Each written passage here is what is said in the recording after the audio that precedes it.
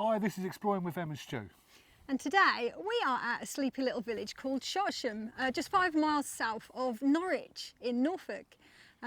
Initially we're here to look at the rather splendid ruined church of St Martin's, but this village has actually got quite an interesting history because believe it or not, there's actually 4 medieval churches here.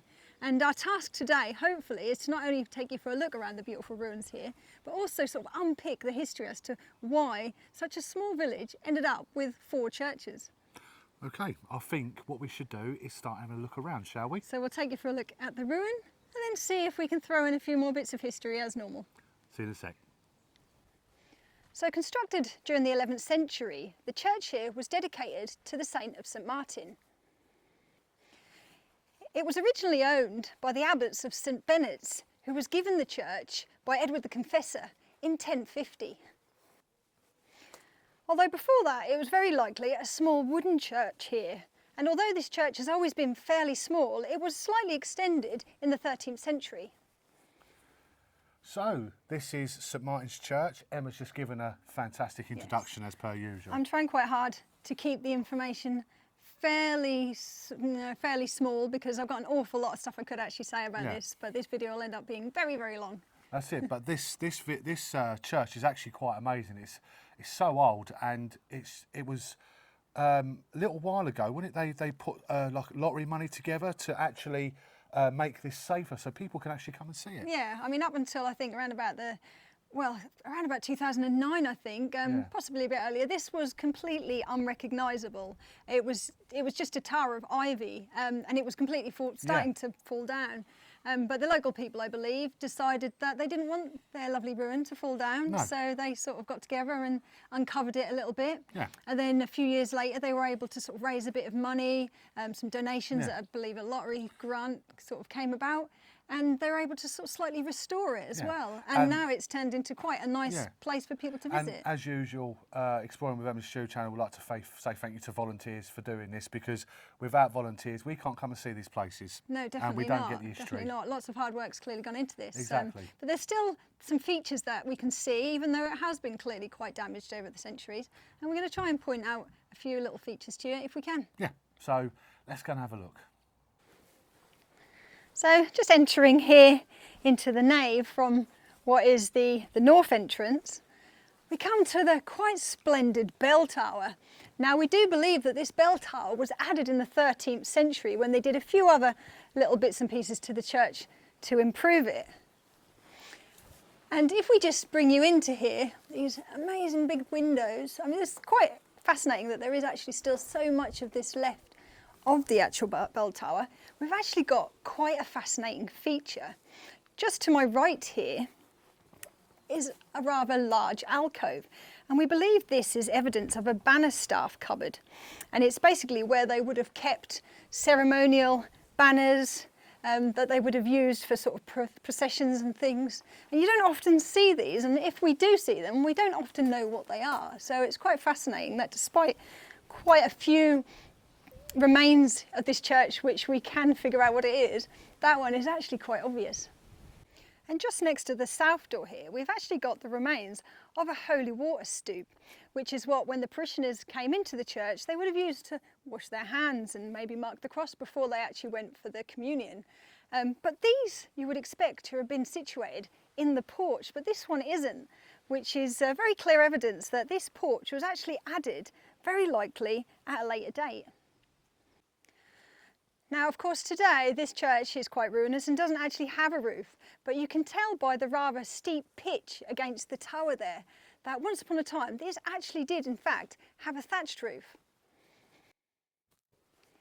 And just here in the nave we've actually got evidence of 2 double-splayed windows, which we believe we've got here, and they're actually one of the earliest forms of window pattern in the country. And now we're going to take a look at some features in the chancel. Now the chancel here, which was added in the 16th century, is unusually wider than the nave, and they believe it was very likely because they intended on rebuilding the entire church and making it all slightly larger.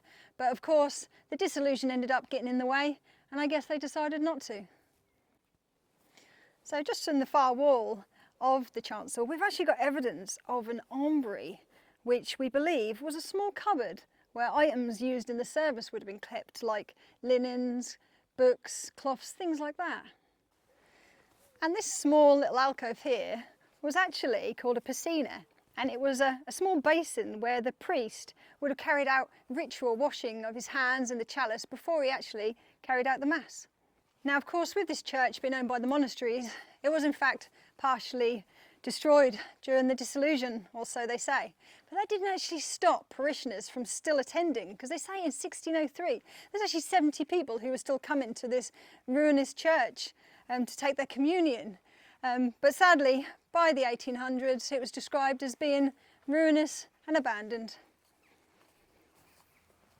Wow, Emma, I mean, what an amazing place actually to be. It's quite fascinating, and it's incredible to think that this place was covered in ivy up until, you know, like maybe 20 years ago. I mean, in a way, quite nostalgic, I would say. Yeah. You know, with the history and everything like that. I'm not saying that I can look back in history or anything, but when you walk through places like this, you can kind of feel how it would have felt. I mean, you just have to imagine you building the thatch roof. You have to sort of imagine things, and the chancel being up here and that. It's sad that there's not an awful lot left now, but of course it was left, like I said, in the 1800s. It was described as being a ruin, not helped, of course, by the fact that in 1987, during that great storm that some of us are old enough to remember, a massive tree crashed through the chancel here. And it left a really good indentation of a half circle. Yeah, I got a feeling that it was probably more likely this. It's probably that side, yeah.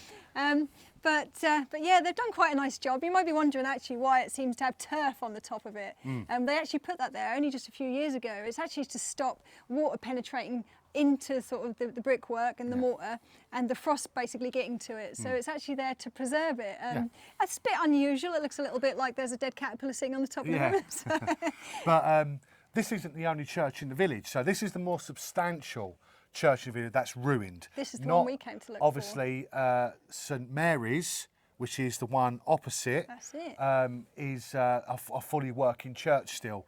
Obviously, we can't do much on that. No. But we have done some cinematics with it. But we are going to be going to the village ones, or try and attempt to get to the other village ruinous churches. Because that brings us back to our original story, which was, why did this small village have four churches? And we're going to see if we can, like I said, unpick it a little bit and maybe talk to you as to why we think it did, and a little bit as to what the history books say. Okay. So let's get to maybe another one of the churches, and we'll talk a little bit more about it there. Need to drive.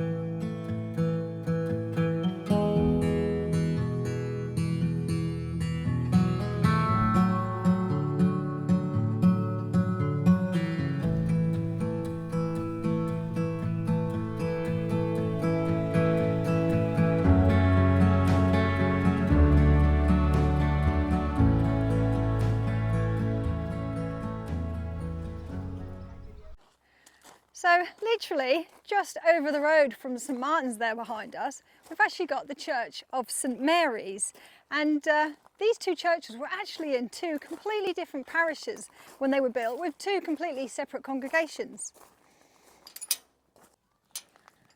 So why were the two churches actually so close, right at the edge of the parish? Well, we don't actually know, but we think it could have something to do with the fact that we're surrounded by low-lying land, and maybe the point here where these two churches are was actually the only high ground around. So why was St Martin's ruined and St Mary's wasn't? Well, actually the two parishes went on to merge eventually, and of course the numbers of parishioners dropped, and I guess with the turbulent past that they actually had at St Martin's, they decided in the end to look after this church and leave that one to ruin. And St Mary's is actually still being used today, and we'll have a little look inside. We're here now in St Mary's Church. Obviously this one is probably just a little bit younger, or No, a little bit No, younger I than the last believe one. actually all four of the churches in this village Were they're all active. medieval and they were all being used at the same time. Okay. Now, of course, what we see here looks like a much grander church than the one there. Now, I can only assume that if they had continued to use it, they actually would have done some of those upgrades, which I'm assuming this one has clearly had. Yeah. Like a lot of the churches that we see of this date, they've been vastly adapted throughout the 17th, 18th, even the 19th century. Of course, that one didn't last as long as then. No, and obviously, because the congregations were getting smaller, they probably just crammed them into one church, and then because of the villages, I know how it works. Yeah, this is actually, the village actually got an interesting history, which we'll talk to you a little bit more in a minute. But it's nice to take a little look in the church, and they clearly still use it, and there's people turning up, and it's nice to have a look. It's nice to see. So we'll come back out now, and we'll see you outside. Now, of course, like many parish churches, this church was very likely built by one of the local manor houses, and they said there was actually quite a lot of manor houses around here. So another reason probably why Shotesham had so many churches was very likely they were all built by the different manor houses. And of course, we talked about how the parishioners dropped in this village, and this one they did particularly drop, because believe it or not, surrounding the fields of these two churches is actually a deserted medieval village where we believe a lot of the residents were actually killed during the plague in the 1300s. And of course, a lot of the people who would have lived around such a rural area would have been farmers, and they did a lot of arable farming back then. And when they decided to start farming sheep instead, of course they didn't need so many farmers or workers working on those farms. So a lot of them sort of moved away to different areas and left the congregations for these churches even smaller. So we're going to be now heading over to the two mystery churches, two that we can see obviously, and two that are in bushes or anything. We don't actually know if we can get to them. We're going to have to drive there, as I said before when we was at St Martin's Church. Yeah. Well, what I do know is that the other church, which was also in this area, which was known as Low Shotesham, with the other church being in the main village of High Shotesham, which is what it went on to be known as. Now, St Botolph's is more of a ruin than the other one was. In fact, I don't think there's very much left. Sorry about that, I just got pricked. From bushes. But we're going to see if we can take you just for a little look anyway, because it would seem a shame not to. And then the last church of All Saints, which is in, like I said, the actual village now, what people know as the main village. Hopefully we'll take you for a look at that one as well. Yeah, so we're going to jump in the car and we'll see you in a little while.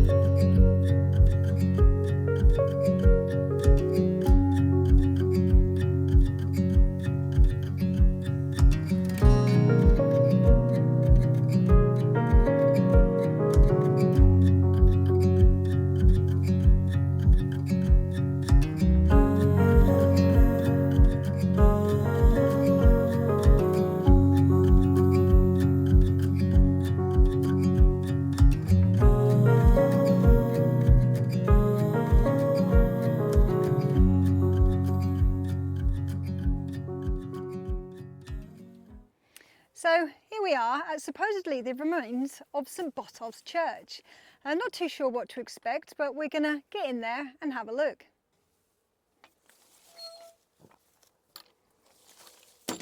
And here we are, literally right next to the gate, the little remains of St Botolph's Church. This church was actually granted to King Canute around 1020. It was also part of the Abbot of St Benet's, and supposedly it was completely destroyed around about 1560. I believe that this church actually combined with the parish of St Mary's Church, and very early on, in around about the sort of the 1100s, and that's probably why there's very, very little left to see. But we thought we'd still take you for a little look. I'm not quite sure which part of the church we're even looking at. I assume that if it's in line with the other churches and where their towers are, this is very likely part of that actual bell tower. but again, I might be wrong. But there we go, one of the 4 churches of Shotesham, and this one was St Botolph's. And so here we are, our 4th and final church of All Saints. So with the other churches of St Martin's, St Mary's and St Botolph's all combining parishes to become Low Shotesham, the church here, All Saints, became its own parish, and this was actually known as High Shotesham, and I guess that's why it still sits here, all splendid, surrounded by very much a small village, unlike the others. Like I said, a lot of them were deserted and things over the centuries. But I'm not going to give you too much history about this one. I think we'll just join Stu and we'll say goodbye to you. So here's Emma coming up from doing a wonderful presentation of this place and all the other churches, which we're very grateful Yes, for. we've seen a lot of churches today and there's been lots of names to remember. It's been quite a complicated one, but we don't often do churches. No, we don't. And we have done in the past, but not for a while. But if you enjoyed this, then give us a little comment and let us know if you'd like us to do some more. That's it.